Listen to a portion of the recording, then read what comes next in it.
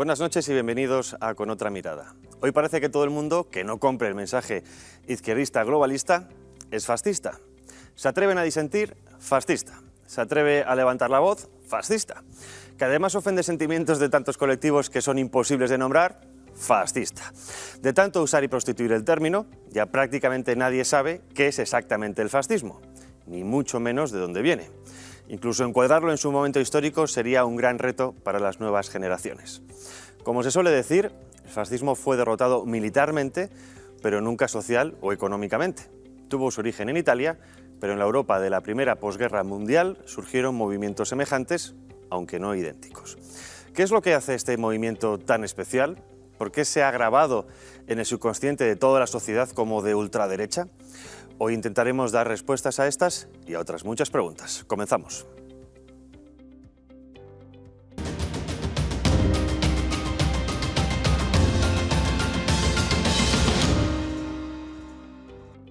Bueno, y para hablar de qué es el fascismo tenemos con nosotros al responsable de este libro, Historia del fascismo, que es José Luis Orella. Muy buenas noches, José Luis. Muy buenas noches. Bueno, pregunta obligada, ya que es Historia del fascismo. ¿Qué es el fascismo? Es algo que se pregunta todo el mundo, que hoy en día parece que es sinónimo más de imposición violenta de unas ideas, más que de un movimiento que realmente supuso. Hombre, en realidad sería un movimiento regenerativo de un poco del tejido nacional con fuertes reivindicaciones sociales, ¿no? Un poco por el contexto en el que nació. Breve respuesta. ¿Dónde lo podemos encasillar? Me gusta mucho la primera parte, porque haces un repaso histórico de corrientes ideológicas, de movimientos, hablamos del movimiento liberal, conservador. Como decía en la introducción, hoy en día lo engloba a todo el mundo en la extrema derecha, pero originariamente viene del socialismo revolucionario, pero como tú decías, con esos tintes nacionalistas, al contrario que el comunismo, que es un socialismo internacionalista. No, un poco en esas, podemos decir, la difícil definición es porque es un movimiento revolucionario, es un movimiento ecléctico y por lo tanto va a tener transferencias tanto del pensamiento de la derecha como de la izquierda. Inicialmente el fascismo italiano es una escisión nacionalista del propio socialismo, ¿no? Pero luego se va a ir integrando, se va a ir enriqueciendo, ¿no? Un poco con diferentes corrientes que proceden de diferentes ámbitos, del sindicalismo revolucionario, del futurismo, del propio nacionalismo italiano, etc. Y en otros países los ingredientes, pues proporcionando una respuesta semejante a problemas, podemos decir, que eran más o menos globales en aquella época, los ingredientes van a ser diferentes. Y por eso muchas veces el fascismo no se puede tanto clarificar como de derecha o de izquierda. Es un movimiento revolucionario y completamente distinto y diferente a un movimiento de extrema derecha, que sería un movimiento más bien de mantenimiento del orden, de resistencia y desde luego de defensa de la sociedad que en ese momento está ante un peligro, ¿no? Si atendemos quizá a esa división de Gustavo Bueno de izquierdas y derechas en función del antiguo régimen, obviamente la extrema derecha estaríamos hablando que está mucho más enfocada a la composición del antiguo régimen, ¿no? Hablamos de incluso una monarquía o líder, después otro estrato, o sea, una sociedad mucho más estratificada. En este caso el fascismo incide en esa ruptura de alguna manera. Hay algo también que me llama la atención en tu libro, que es el acercamiento de ciertos privilegios de la burguesía a la gran masa social. Sí, se produce un corte, o sea, aquí el hecho histórico que sirve un poco como gran contexto, un poco de dolor para que nazca el fascismo en la Primera Guerra Mundial, ¿no? Y por tanto, en ese aspecto es el nacimiento de la sociedad de masas. El fascismo intenta responder e intenta unar diferentes colectivos, hijos de campesinos, de obreros, de la clase media naciente un poco en aquel momento, ante, pues un discurso nacionalista, un discurso de integrador. El fascismo no deja de provenir del fascio, que sería casi en español haz, por lo tanto un sentimiento de unidad, y casi pues sería como una plataforma de unidad de toda una comunidad nacional por intentar vivir en igualdad de condiciones, y de ahí también con unas fuertes reivindicaciones sociales en un pie de igualdad con los sectores más populares que hasta ese momento vivían marginados de la política y en unas condiciones sociales y económicas desde desde luego, de pobreza y de miseria, ¿no? En un momento señalas también, digamos, que el fascismo proviene del cesarismo dentro de una escisión de la derecha. ¿Es por ahí quizá por donde se incide en que es un movimiento de extrema derecha? ¿O estamos hablando simplemente porque quizá al ser nacionalista, parte de la izquierda internacionalista lo considera ya de por sí de derecha? Se dan un poco las dos particularidades. Para la izquierda va a ser un fuerte competidor ante las masas, porque el socialismo marxista, que luego ya tendrá su secesión comunista, desde luego quiere el monopolio acérrimo de las masas trabajadoras, y por tanto el que surja un fascismo que principalmente va a beber de las mismas bases, pues desde luego lo va a combatir a muerte. Y desde luego el intentar que eso es la vanguardia, una nueva forma de capitalismo, desde luego para mantener a los sectores populares como esclavizados al capital, pues va a formar parte de la misma música de la propaganda marxista de una forma permanente, ¿no?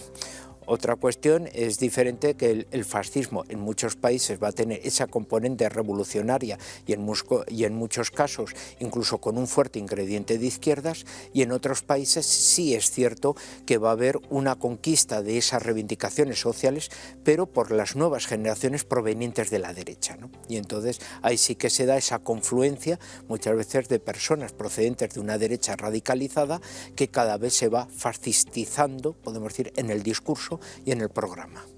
O sea que digamos que el fascismo es un paquete al que después se le pueden añadir diferentes bloques para darle una personalidad diferente. Totalmente. Liberales y conservadores eran los que manejaban, digamos, la política en esos años, los que dominaban el parlamentarismo, por así decirlo. En este caso, los fascistas o el fascismo es odiado por unos porque acaban con el parlamentarismo, con la democracia como se entendía en ese momento, y por otros porque de alguna manera ese lado socialista o ese lado revolucionario iba a tocar ciertos corpúsculos sociales o políticos sociales conservadores y también de la Iglesia Católica, porque ¿no? al Estado querer abarcar todo, sin ser totalitario, que eso quizás sea algo también digno de remarcar, llegaba a enfrentarse o a intentar usurpar ciertas áreas de influencia de otros movimientos más tradicionales. Sí, o sea, primero un poco habría que recalcar que la democracia un poco que se vivía es una democracia liberal de clientelismo, sobre todo de élites, ¿no? No es un poco en el sentido... Eso me suena muy parecido hoy en día. Actual, ¿no? Podemos decir, una democracia en la cual se ve reflejada la sociedad. Bueno, es que en aquel momento ni siquiera la gran mayoría de la sociedad votaba, eran un sufragio censitario, hay que esperar hasta después de la Primera Guerra Mundial, cuando ya el sufragio universal permita la aparición de los grandes movimientos de masa en ese aspecto. Por lo tanto, los partidos tradicionales liberales, fuesen conservadores o más progresistas, pues eran partidos que se asentaban sobre un clientelismo, sobre una compra del voto, sobre unas élites que eran representativas, desde luego, de una sociedad, de un modelo, desde luego, en el cual el resto de la sociedad eran unos ciudadanos pasivos que no tenían nada que ver un poco con aquel cuerpo representativo. El fascismo, por lo tanto, va a representar una alternativa un poco en ese aspecto y va desde luego a eliminar un sector social que en definitiva estaba representando a toda la sociedad, pero de una manera, podemos decir, secuestrada un poco en ese sentido, ¿no? Y por eso el que los sectores populares no se sintieran representativos de un régimen, desde luego, en el cual exclusivamente tenían la misión de ser la base del soporte de la sociedad, pero sin representaciones y sin derechos, ¿no? Entendiendo que las sociedades después de la Primera Guerra Mundial vivían en una crisis perpetua, entendemos que, como se suele decir, tiempos difíciles crean hombres fuertes crean sociedades débiles crean hombres débiles y vuelta a empezar. Eran tiempos difíciles y se creó un hombre fuerte, en este caso Benito Mussolini. ¿Qué tiene de particularidad Benito Mussolini que no tuvieran otros personajes de la época? Porque hablamos de que había muchas cabezas pensantes, bastante aclamadas y bastante bien vistas por la sociedad. ¿Qué tuvo Benito Mussolini o qué vio en Benito Mussolini para poder llegar a donde llegó? Bueno, tiene tres particularidades. Por un lado, es una persona con un discurso revolucionario y también nacionalista muy fuerte. O sea, él tanto como su propio padre tiene un sentimiento nacionalismo de sentimiento de ser italiano, algo muy en boga al ser un país que recientemente se había unificado, ¿no? Por otra parte, ellos vienen desde luego ya de una tradición política muy revolucionaria de izquierdas y eso desde luego le va a hacer que sea muy sensible a esas reivindicaciones sociales que hemos hablado. Luego él se va a especializar también por su primera formación de maestro y con esa pedagogía que va a tener de maestro que le provenía de su madre en periodista. Por lo tanto va a saber cómo enfocar desde luego ese discurso de una manera también pedagógica para atraer desde luego a la gente, para saber cómo debe desde luego transmitir de una manera sencilla, breve, clara, concisa, desde luego un poco a esa personalidad. Y luego cuando vuelva desde luego de la Primera Guerra Mundial, esa convivencia desde luego con italianos de todas las regiones de Italia y de todos los sectores sociales, que le va a hacer ya desde luego liderar un movimiento y desde luego con una personalidad y con una riqueza desde luego en sus antecedentes que no tenían otros, ¿no?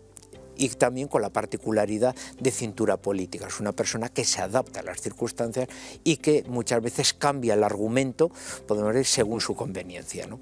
Luego quizá también el físico, un hombre portentoso, digamos, sí. Fácil quizá de elucubrar como, o esculpir como líder de una nación. Desarrollas en varias líneas, haces un repaso, además muy necesario, de los conflictos de ciertas unidades en concreto, unidades de asalto, que confieren una personalidad propia, tanto en la primera como en la segunda, pero en este caso sobre todo en la primera, que servirían como no unidades de asalto, pero sí como fuerza de choque primaria de los fascistas, del fascio. ¿Qué tiene de particularidad esa mentalidad del combatiente que sobrevive a la Primera Guerra Mundial, que vuelve a sus países, que vuelven a sus países, en concreto a Italia, y que de alguna manera se dan cuenta de que, como ocurría en otros países, lo que lucharon no era lo que volvieron, o sea, lo que vieron en los combates nada tenía que ver con el país al que volvieron? Es un poco lo que Ernest Junger cita, porque él es un hombre de esa generación, desde luego la aristocracia de la trinchera, ¿no? Es donde los hijos de los campesinos, los hijos de los obreros, los hijos de los burgueses se hermanan un poco en ese dolor, en esa lucha, en ese mundo, y cuando vuelven se encuentran con un mundo desde luego que ha cambiado, pero que ellos han cambiado, y que son hombres desde luego que están dispuestos a dar una respuesta y son conocedores de esa respuesta. Son hermanos de sangre, hermanos que han sobrevivido a un conflicto y desde luego que no están dispuestos a aguantar desde luego la sociedad injusta de la cual salieron 4 años antes, y desde luego no están ellos ya en una mentalidad de protagonismo de ser esa punta de lanza que transforme. Si han sido capaces o de ganar una guerra o estar dispuestos casi a ganarla, ¿cómo no van a estar dispuestos desde luego a ganar la paz, ¿no? Y desde luego de una manera que sea más justa para todos. Si ellos han conseguido ser hermanos y ser hermanos patriotas de una misma nación, ¿cómo no se va a poder gobernar un país siendo todos hermanos entre sí, ¿no? Por hacer un intento de extrapolar, que sé que es prácticamente imposible y los tiempos cambian, pero circunstancias del pasado, tú hablabas de ese clientelismo político, la necesidad de un caudillo, no como figura política, sino como persona muy carismática. ¿Crees que es posible repetir algo en los tiempos actuales?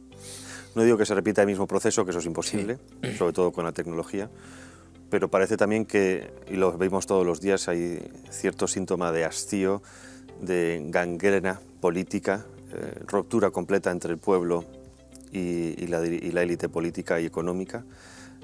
Se están dando ciertos caldos de cultivo semejantes. En España podemos hacer también la similitud con la época de preguerra civil, ¿no? Mismos aliados, de alguna manera, Frente Popular, atacando las mismas instituciones, los mismos símbolos, incluso casi reclamando exactamente lo mismo que hace 80 años. Estamos en Europa actual, hay cierta viabilidad de que surja algo semejante. No digo de fascismo en sí, sino de movimientos o el caldo de cultivo de ideologías que puedan dar paso a este tipo de... La apreciación está muy bien porque en el caso de que hablásemos de un movimiento estatista con una estética desde luego uniformada, etcétera, claramente no, porque es hija de su época y por lo tanto el fascismo queda enclaustrado como un protagonista de su historia en aquel momento, ¿no? Si lo que me estás diciendo es, por el contrario, en el contexto en el que vivimos en la actualidad, un movimiento que reivindica por lo tanto su soberanía, su sentido de identidad ante un globalismo que lo ve casi más bien como una amenaza en ese aspecto, y una reivindicación de un estado de bienestar ante una precariedad que se nota en todos los aspectos, o en una ausencia de compromiso a nivel laboral, a nivel económico, incluso a nivel personal de todos los aspectos, sí que ese soberanismo, esa necesidad de reivindicar un estado de bienestar social pueden unirse y desde luego se pueden conformar la reivindicación desde luego de un movimiento interclasista que diga, oiga, es que nosotros queremos tomar las riendas de nuestra propia nación, ¿no? Entonces, en eso sí sería semejante, ¿no? Hay algo que sí que me interesaría que explicaras, porque claro, se le achaca como un movimiento reaccionario, pero es un movimiento revolucionario, y a pesar de ser revolucionario, tiene grandes similitudes en cuanto a la ordenación del Estado, como por ejemplo la doctrina social de la Iglesia en cuanto al Estado corporativo. ¿Qué implica ese Estado corporativo? Hombre, en definitiva era una respuesta a una representatividad de toda la sociedad. Mejor dicho, cuando hemos hablado de que desaparece una democracia de signo liberal, en realidad lo que estaba desapareciendo era un régimen elitista gobernado por una oligarquía que intentaba representar a una enorme sociedad pasiva en ese aspecto. El corporativismo lo que planteaba era casi de una manera racional y matemática la representatividad de toda la sociedad, los pescadores, los trabajadores industriales, los campesinos, los sectores intelectuales, todos iban a tener su representación, porque la representación no era a través de las confluencias políticas, sino eran a través de las confluencias económicas, las laborales, y por lo tanto todo el mundo iba a estar representado, hasta las cofradías de pescadores iban a tener su representatividad. Por lo tanto, era una fotografía lo más fidedigna y real, desde luego, de la sociedad de aquel momento, ¿no? El corporativismo, por eso, va a tener desde luego una gran atracción en la sociedad del momento, ¿no? ¿Es viable el corporativismo hoy en día, teniendo en cuenta que el Estado, o al menos en España, pongamos por ejemplo, el Estado franquista acabó, pero después el socialismo siguió manteniendo la misma estructura del franquismo para hacerse con todos los entramados sociales? Hombre, sería a nivel, por ejemplo, de una Cámara Alta o de un Senado, que todavía no sabemos ni qué función es la que sirve, pues desde luego yo creo que sí podría desde luego conformar una Cámara muy representativa de todos los sectores sociales a la hora de plantear, por ejemplo, planteamientos de recortes sociales o, por ejemplo, de gastos. Yo creo que sería entonces en ese momento una Cámara corporativa sustitutiva de la Cámara Alta, un protagonista muy idóneo, por ejemplo, para evitar aventuras presupuestarias que podrían desarrollar los ejecutivos. Eso quitaría mucho trabajo a los sindicatos, si es que tuvieran alguno, entiendo, ¿no? Los sindicatos quizás no harían falta. Bueno, o por lo menos unos sindicatos que fueran profesionales, porque aquí lo que todo el mundo se olvida es que si tenemos una organización empresarial muy fuerte y que sabe defender muy bien sus intereses, y lógicamente está ahí, pero nosotros lo que hemos visto en realidad es la desaparición de toda una estructura sindical que no tiene ningún poder, y lo que nosotros denominamos como sindicatos en la actualidad, en su mayoría los dos grandes, no han dejado de ser secciones crecidas de partidos políticos que están bajo la obediencia de partidos políticos y que desde luego se sostienen con muy poca afiliación y casi con subvenciones públicas su gran protagonismo, pero no son verdaderamente representativos del mundo de los trabajadores, no son sindicatos de reivindicación profesional. Lo que sí quizás se vea, sobre todo en esa época, es el ciudadano era un animal realmente político. Había mucha preocupación por la política, todo el mundo tenía tendencia política. Hoy en día parece todo lo contrario. Hombre, hay precisamente un poco ese divorcio del protagonismo. O sea, la entrada en la sociedad de masas provoca y favorece que todo el mundo de repente vea que puede ocupar un hueco. La aparición del socialismo, que era algo más que un partido con todo un mundo detrás, del catolicismo social y del propio fascismo, va a provocar y va a favorecer que desde luego los sectores nuevos se identifiquen con estas nuevas fuerzas políticas y busquen su representatividad. Ahora, en el momento en el que vivimos actualmente, hay un hastío de los partidos políticos, vemos que representan intereses que no son precisamente los de la sociedad, sino más bien intereses económicos, y por lo tanto la gente pues se siente muchas veces traicionada, mentida por los sectores políticos y prefiere quedarse en casa y dedicarse a los problemas reales, cuando ven que se discuten muchas veces problemas que no son reales y que son más bien de otro tipo, más bien de tipo ideológico, y que no representan desde luego los problemas que les afectan a ellos cuando vamos llegando a final de mes, ¿no? El fascismo es nacionalista, pero entendiendo el Estado como fruto del espíritu de la nación, ¿no? Del Geist, Volksgeist. Nada tiene que ver con la expresión alemana, pero para que entendamos, ¿en qué entonces era esto revolucionario? Hombre, ellos habían tenido una experiencia reciente, ¿no? La experiencia reciente es que la Primera Guerra Mundial es la primera guerra total en la cual hay una movilización general de recursos y por tanto hay que potenciar la figura del Estado para que controle podemos decir, ese control de las industrias, de las materias primas, los recursos humanos como mano de obra e incluso los recursos para enviar al ejército. Es un momento temporal que se desarrolla la Primera Guerra Mundial para conseguir la gran victoria. Esa visión, se puede decir, totalitaria del Estado protagonista es lo que va a provocar y va a favorecer que posteriormente, en una situación de crisis como es el crack del 29, se vea que cuando el Estado controla todo, es el único protagonista, el único que tiene, al tener el control de todos los recursos, puede solucionar igual el problema y poder dar respuestas, desde luego, a una hecatombe de aquel tipo, como podía ser el hundimiento de la economía mundial, ¿no? Por eso, en aquel momento, los movimientos de masas van a mirar al Estado como la gran respuesta, es el gran motor económico que puede, desde luego, recuperar y poner la economía al servicio de la sociedad. Hoy hay muchos que siguen pensando eso. Sí, lo que pasa es que muchas veces igual hay que llegar a un equilibrio y desde luego ni la economía del Estado, con la desaparición del Estado, aunque produzca riqueza, produce muchísimos desheredados, y desde luego el Estado, por su propia configuración y con segmentos de gente, desde luego sin principios, muchas veces ve que el recurso de todos es el recurso de nadie y por lo tanto te viene la corrupción. Así que el término medio, como es la economía social de mercado, pues bueno, muchas veces el poder ayudar, incentivar a los emprendedores privados a que creen riquezas, pero con unas normativas sociales para que no haya desheredados y los más débiles de la sociedad no se queden marginados de la sociedad, hombre, esa es la labor precisamente del Estado, ¿no? El fascismo en esa tercera vía, o sea, ni liberalismo, porque crea desigualdad con aglomeración de riquezas desacerbadas, ni comunismo, que es todo el Estado, se busca una compenetración entre las clases, digamos, trabajadoras y los dueños de los sistemas de producción. Hoy en día se critica esto, se intenta asimilar el fascismo al comunismo. ¿Cuáles son quizá las mayores diferencias a nivel económico? Bueno, a nivel económico, desde luego, el comunismo todo es del Estado, todo es público. En el caso del fascismo, desde luego, había esa cuestión mixta, o sea, sí va a haber un intervencionismo del Estado.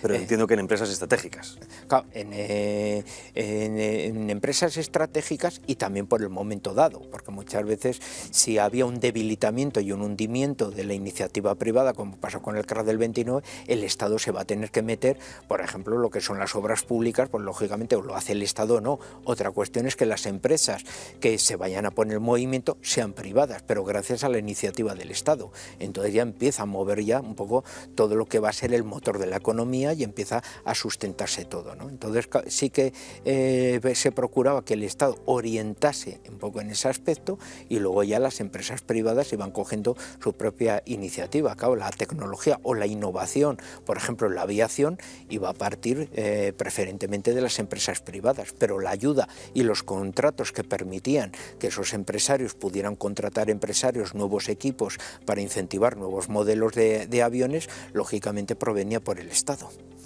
Quizá también algo característico de la Unión Soviética en su momento, pero del fascismo y del nacionalsocialismo después, es esa adoración por la técnica, ¿no?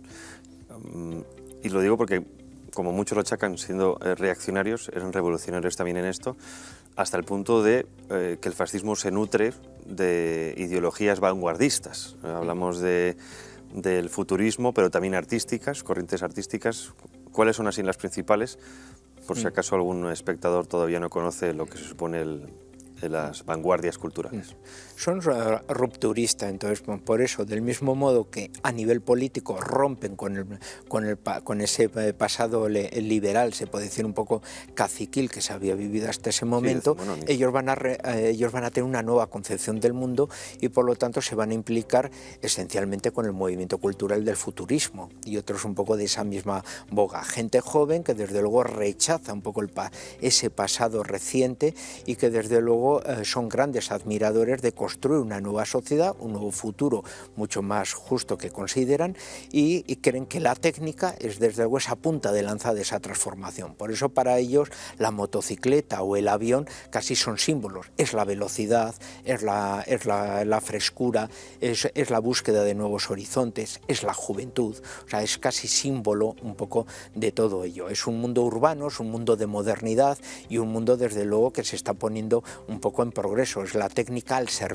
un poco de la sociedad. La motocicleta, por lo tanto, es casi el gran símbolo, es el que te pone en contacto con la naturaleza, es el que te pone en contacto con nuevos espacios, es el que te abre nuevas fronteras, nuevos espacios y te da conocimiento también un poco del país. Y desde luego tiene que ser una persona joven, una persona que le gusta la velocidad. O sea, aquí ya empezamos ya con un montón de sinónimos y el fascismo consiguió desde luego ser un poco esa representatividad política de algo que sentía muchas veces la juventud y que tenía una gran atracción por los movimientos culturales de vanguardia, como el futurismo va a ser uno de los más famosos de ellos, ¿no?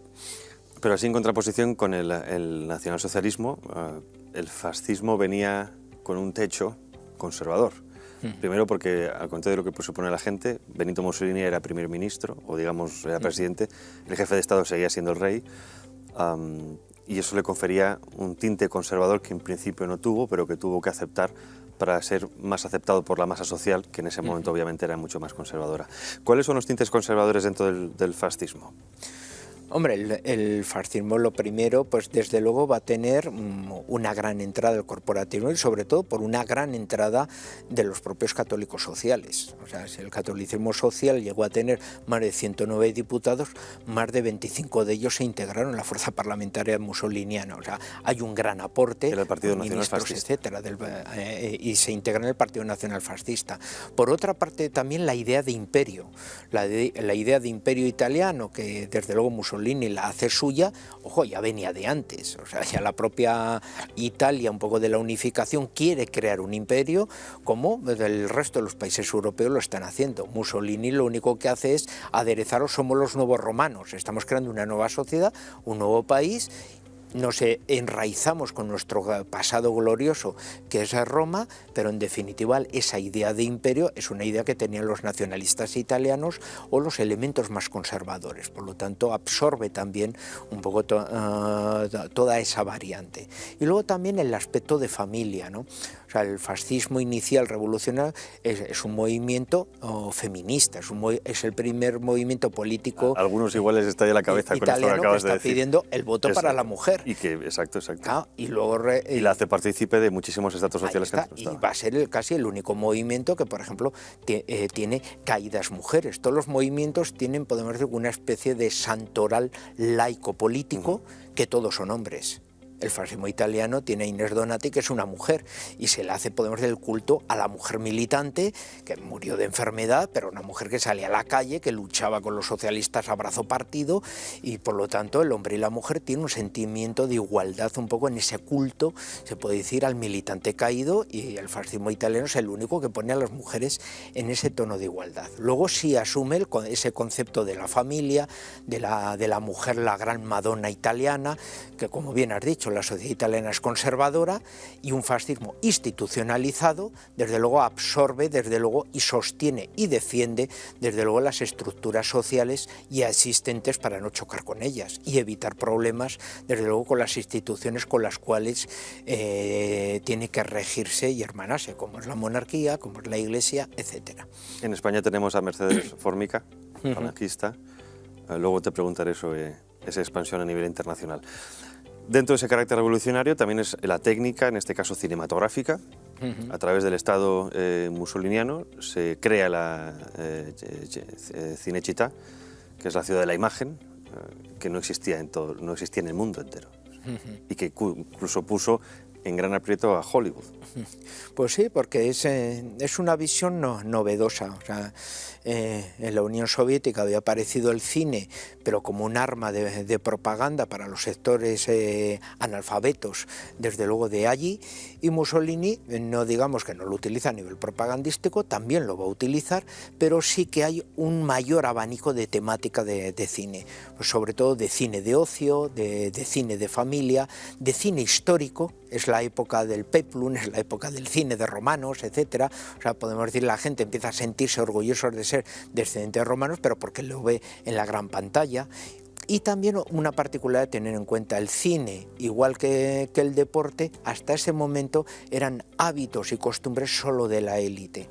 Y ahora empiezan a serlo de toda la sociedad. Todo el mundo empieza a disfrutar del fin de semana, y el fin de semana se puede ir al cine, se puede hacer un deporte que antes era exclusivamente de los sectores privilegiados de la sociedad, y ahora empiezan a ser de todos los italianos, y por lo tanto eso también se va a popularizar, y por lo tanto ahí ya vamos a tener, claro, la escuela de los grandes directores de cine, el Festival de Cine de Venecia, etcétera, que surge en esa época, y por eso también Hollywood se va a sentir nervioso, porque claro, Italia se convierte en la verdadera, podemos decir, núcleo y capital del cine europeo, ¿no? No solo de cine, hablamos también de arquitectura, toda la escultura, bueno, toda la arquitectura fascista que marca una época. ¿Qué más legados tenemos a día de hoy de origen fascista? Hombre, claramente, pues a nivel arquitectónico... No sabía lo no sabía lo del Festival de Venecia. Festival de Venecia Otros nace... dirán, hay que cerrarlo, fascista. Nace en esto como otros planteamientos. O sea, tienes la arquitectura. Le Corbusier se llevará un premio cuando le digan ustedes el que consigue hacer el fascismo en piedra, ¿no? Y así, pues esa visión racionalista, esa visión... Ese, por ejemplo, el deporte. Un deporte que hasta entonces la gente solo lo veía, bueno, pues como una actividad precisamente de ocio, más bien de aficionados, se convierte en algo formativo a nivel de educación. La juventud tiene que estar sana, la juventud tiene que hacer deporte. O sea, cuando se incorpora el deporte como asignatura obligatoria en todos los colegios, etcétera, es en esta época. O sea, no solo es el deporte de competición a nivel representativo de un país en el cual los atletas, gracias a sus triunfos deportivos, están desde luego llevando la imagen de su país, y hay todo eso que ahora lo comparte todo el mundo a través de las Olimpiadas, y todos los campeonatos nace en esa época, sino que desde luego también el deporte como elemento formativo del niño se incorpora, podemos decir, a nivel formativo. Luego ya vendría el tema del fútbol, del boxeo, etcétera, ¿no? Y por lo tanto la gran inversión desde luego en ciudades deportivas, en la formación de atletas, que convierta a Italia de repente en ser la tercera potencia en medallas en las Olimpiadas, ¿no? Es como si a día de hoy viviéramos en una sociedad fascista. Se adora la juventud, se ensalza la juventud, el cuerpo, el deporte, la imagen, las series, el cine. Bueno, entiendo que el que gana se lleva todos esos elementos que funcionan en las sociedades de los enemigos, así como Estados Unidos se llevó a parte de los técnicos alemanes. Hablabaste antes de ese carácter de imperio, que también entiendo que siendo italiano tiene que ser muy fácil reencontrarte con ello, porque son ciudades, museos al aire libre, toda Italia es un museo al aire libre, pero que de alguna manera supuso el principio del fin del fascismo. No podía mantener un Estado imperial como quiso, al menos Mussolini, sobre todo al entrar en guerra.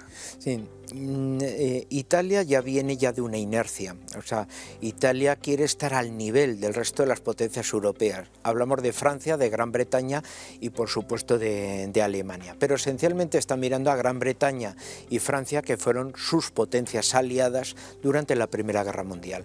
Ambas tienen imperios coloniales, ambas son respetadas como grandes potencias, e Italia ha pagado una factura de 650.000 muertos en la Primera Guerra Mundial. Los beneficios territoriales son escasísimos, los demás sí han tenido enormes territorios coloniales que han absorbido a costa del Imperio Otomano o del Imperio Alemán, y desde luego Italia pues parece que no está representada o reconocida como una gran potencia.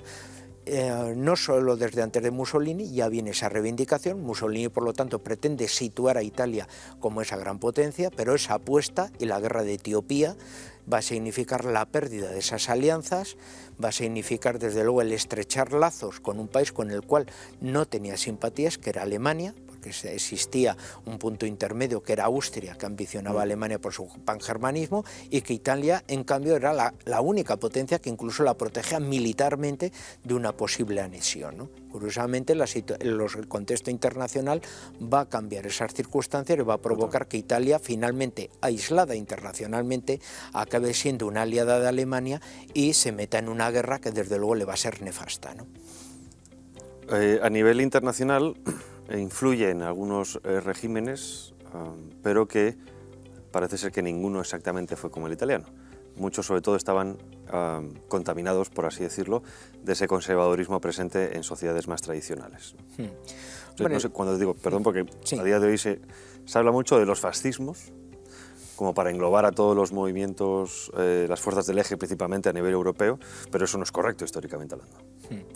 No, la mayoría van a ser movimientos más bien de derecha radicalizada, regímenes autoritarios, que estéticamente van a adoptar el modelo fascista porque era muy atractivo, atraía a la juventud, de esa manera evitaban de ese modo el surgimiento de un movimiento fascista en muchos casos, porque en algunos países de estos igual la izquierda se había quedado desvertebrada, pero como hemos dicho, el fascismo no deja de ser un movimiento revolucionario que debido a su alcance reivindicativo social podía absorber muchas veces una izquierda que no estuviera vertebrada y por lo tanto... lo mismo por la derecha. Ahí está, y entonces en ese modo muchas veces en países pues como puede ser Grecia, etcétera, pues se van a desarrollar movimientos conservadores autoritarios que van a tomar al fascismo casi como un rival y como un enemigo a abatir para evitar por todos los medios su aparición. Y por el contrario, ellos van a pasar casi ante muchos especialistas como movimientos fascistas, precisamente un poco por su estética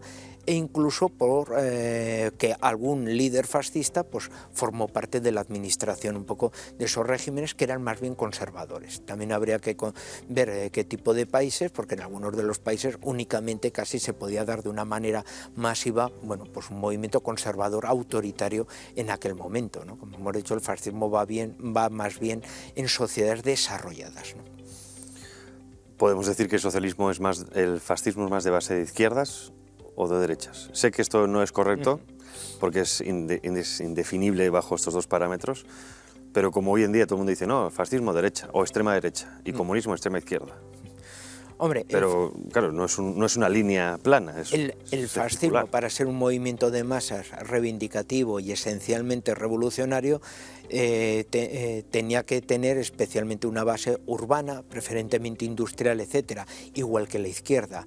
Por lo tanto, no deja de ser que muchas veces la conversión de una parte de la izquierda hacia el fascismo precisamente le proporcionase esos elementos sociales, ¿no? Un país con un nivel agrario muy fuerte, con unos valores conservadores extremadamente fuertes, etcétera, podían desarrollar una derecha autoritaria, pero no un movimiento fascista que solía ser más secular en esos aspectos, con unas reivindicaciones muy fuertes en contra un poco del establishment pertinente y que desde luego podía quedarse como un grupo muy marginal, ¿no? Es que esto ayuda mucho, pues me gusta mucho el libro precisamente porque ayuda mucho a tener las ideas claras, es decir, a separar el grano de la paja. Y separando una cosa de la otra, hemos hablado de esa contaminación de algunos elementos. A día de hoy engloban al fascismo como el nacionalsocialismo, que no tiene nada que ver. Explícanos esas, o al menos las grandes diferencias entre unos y otros, más allá de lo racial, que es evidente, el fascismo nunca ha sido racista, a pesar de que también se contaminó por influencia alemana con las leyes de la raza del año 38, si no me equivoco. Sí. Pero ¿cuáles son las grandes diferencias? A pesar de que de alguna manera son socialistas nacionales o nacionalsocialistas, en este caso el orden de los factores se altera el producto, pero...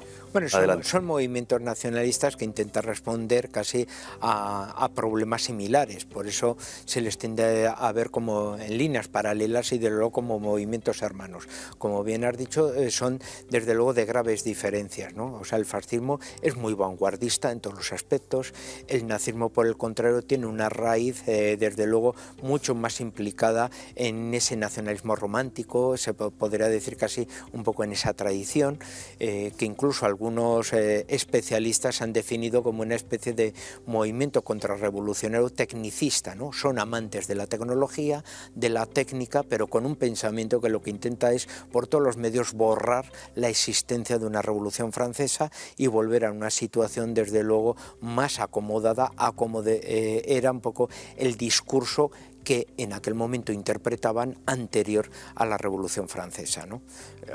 Desde luego el nacionalismo folkis, del cual el nazismo es una variedad, va muy implicado con la naturaleza, va muy implicado por lo tanto incluso con la cuestión de los animales que está tan en boga, un poco en las primeras leyes animalistas aspecto, fueron nazis. Y las excursiones y un poco en todo ese aspecto. Y ahí también, claro, esa visión de la naturaleza, incluso de los animales, va a dar a una visión secularizada también de la persona.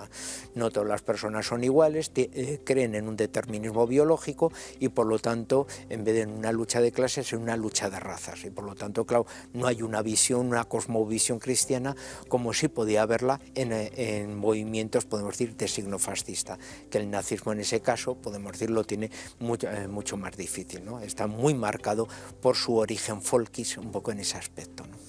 Y en contraposición, algo también cierto, es decir, al eliminar el rastro católico o cristiano, la igualdad de todas las personas por ser hijos de Dios, en contraposición se empieza a inculcar un paganismo racial, pero que como componente racista realmente no era de origen alemán. Hablamos de otras naciones en ese momento, Gran Bretaña, o quizás de aquellas naciones que se consideraban de origen germano, Gran Bretaña y Estados Unidos, donde sí había teorías, políticas raciales o incluso racistas mucho más fuertes, pero que, digamos, como suelen decir los alemanes, nosotros cuando nos ponemos a hacer las cosas, nos ponemos a hacerlas bien, incorporan eso como política de Estado. Sí, ellos tienen muchas de las leyes que el gobierno nazi va a incorporar en Alemania proceden de Suecia o proceden de Estados Unidos. Las leyes, por ejemplo, raciales de apartheid contra los judíos son las mismas que estaban aplicando en los estados del sur en Estados Unidos contra los afroamericanos. O sea, el Partido Demócrata era el partido que no condenaba la violencia del Ku Klux Klan. En 1924 estamos hablando, o sea que hasta la época de los derechos civiles el Partido Demócrata, podemos decir, no responsabilizaba ese tipo de circunstancias. Y en Suecia, desde luego, se estaban llevando esterilización, etcétera, a las minorías étnicas, ¿no? Que no eran, podemos decir, de origen germánico, ¿no? Nos referimos a los lapones, etcétera. Y estamos hablando de países, podemos decir, democráticos en ese momento. Por lo tanto, el racismo sí que se da en una situación distinta. No es un problema, se puede decir, de fascismo, sí es un problema de una cosmovisión, de una sociedad del norte de Europa, en la cual confluye también Estados Unidos, sociedades secularizadas que han tenido un pasado cristiano protestante, pero con una menor implantación debido a que las iglesias nacionales quedan supeditadas a la autoridad civil, han sido mucho más secularizadas y por lo tanto ese mensaje, desde luego, de discriminación, pues va a ser un mensaje que va a calar en la sociedad mucho más que en las sociedades católicas del momento, que eran mucho más fuertes, desde luego, a esa impregnación, ¿no? Y que van a mantener, por lo tanto, un mensaje cristiano, desde luego, mucho más fuerte, ¿no? Otro de los mitos es que Franco fue fascista. Nada más lejos de la realidad, lo más cercano sería Falange y aún así obviamente no tuvo ese recorrido. Al franquismo lo defines como movimiento conservador autoritario.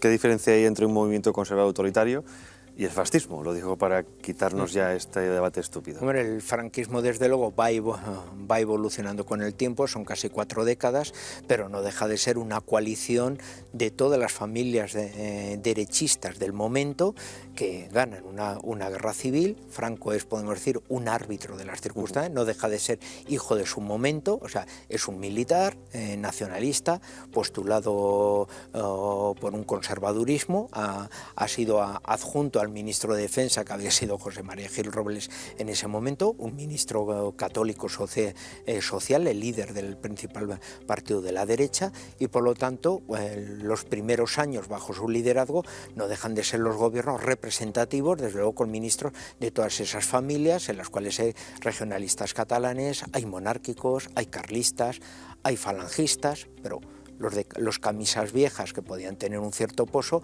y los camisas nuevas, que proceden en su mayoría de asociaciones católicas, etcétera, ¿no? Y por lo tanto, como vemos, bueno, es una gran diferencia en ese aspecto. Fuera de la estética de la época, que era muy típica, desde luego el franquismo va a evolucionar como un conservadurismo autoritario de la época, pero con toda esa pluralidad que reconoce el discurso de la derecha del momento, con sus diferentes facciones y familias que van evolucionando con el tiempo, y no tiene desde luego absolutamente nada que ver con un fascismo como revolución, con su discurso revolucionario y su aplicación revolucionaria, que desde luego el franquismo no la tuvo, ¿no? Siempre fue más monárquico, de alguna manera, ¿no? Se mantuvo monárquico y luego además fue evolucionando incluso económicamente, mantuvo sus oligarquías, sí que fue implantando una progresiva reformas sociales que fueron elevando y la creación de las clases medias, pero desde luego fue una política más bien de tipo reformista y desde luego para nada revolucionaria, ¿no? De ahí que se diga todavía por los falangistas lo de la revolución pendiente, ¿no? Tengo una serie, bueno, nos queda poco tiempo, tengo una serie de personajes que sí que me gustaría que explicaras, o al menos dieras ese trasfondo histórico, la importancia de su persona en ese momento, cómo marcaron quizás hasta cierto punto el movimiento fascista. Uno, ya hemos hablado de ellos, es Filippo Tommaso Marinetti, el creador del futurismo. Futurismo, como tú decías, movimiento, juventud, la guerra casi como, no digo erótica, pero sí como motor de la historia, motor de la vida, ¿no? Sí, como una especie como de movimiento regenerativo un poco en aquel aspecto.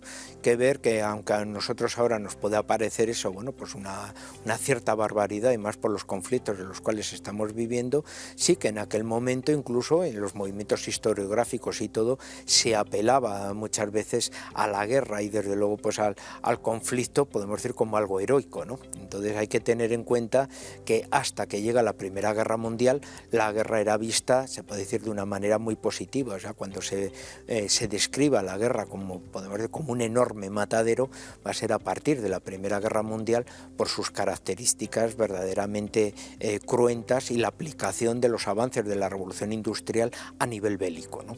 Entonces, podemos decir, hay que un poco juzgar eso, porque si no, podríamos decir, pero Marinetti, ¿cómo puede? Bueno, es que lo decía todo el mundo hasta que se produce la Primera Guerra Mundial, ¿no? Entonces, ese carácter se puede decir como pedagógico, de sacrificio, de entrega absoluta por la patria, porque podemos decir, una guerra produce lo mejor del ser humano y lo peor del ser humano, ¿no?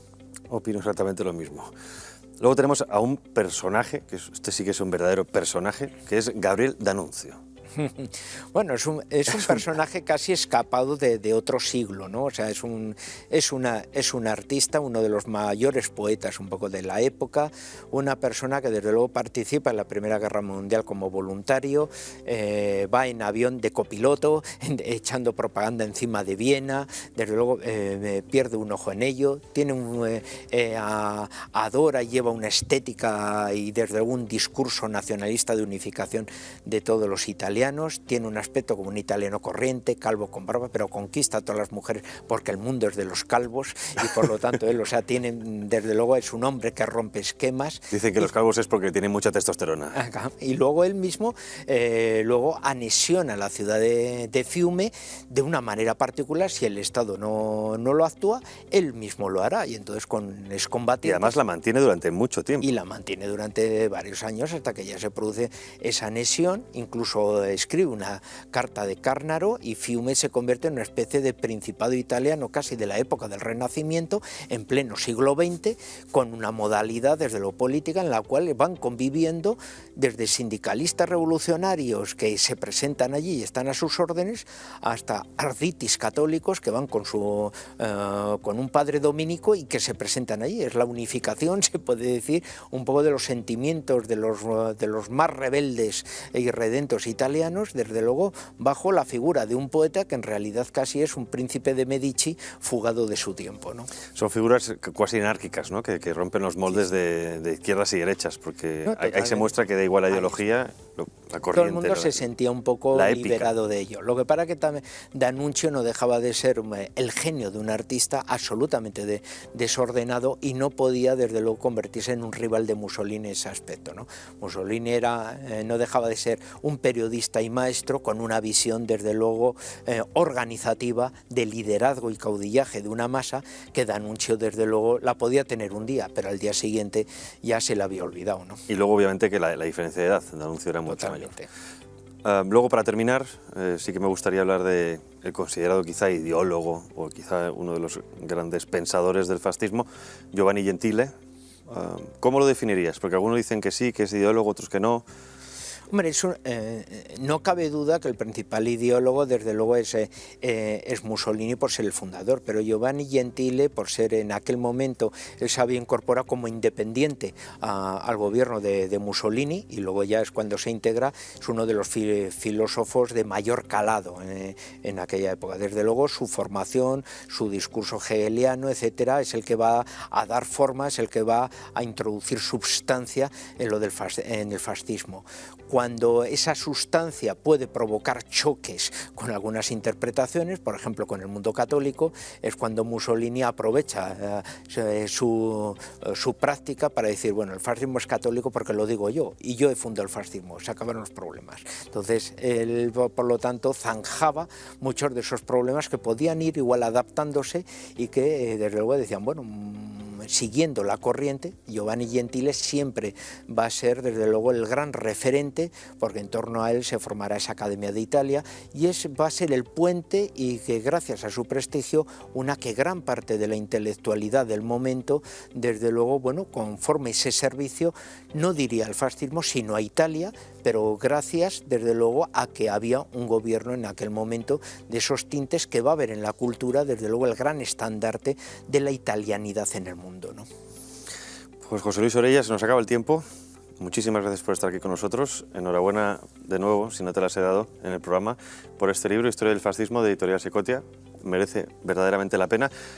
Se me han quedado cosas en el tintero. No hemos hablado de algunos personajes en Europa más cercanos al fascismo como Horthy o Antonescu, ni tampoco de la influencia que tiene otros continentes como América e incluso Asia. Ya solo les dejo la guindilla de que muchas de las repúblicas socialistas árabes tomaron como ejemplo el fascismo, incluso también los colores del nazismo. Simplemente se lo dejo porque merece la pena leer este libro. Muchísimas gracias de nuevo y enhorabuena. Y como siempre, muchísimas gracias a ustedes. Creo que este programa era necesario porque hoy, como decía al principio, todo el mundo habla del fascismo, todo el mundo señala a todo el mundo como fascista, pero es que resulta que nadie es fascista porque el fascismo terminó en el año 45 con la derrota militarmente de estos gobiernos. Así que bueno, siempre hay algo que aprender. Espero que lo hayan hecho y sobre todo que hayan disfrutado. Muchísimas gracias, nos vemos en la próxima ocasión. Hasta pronto.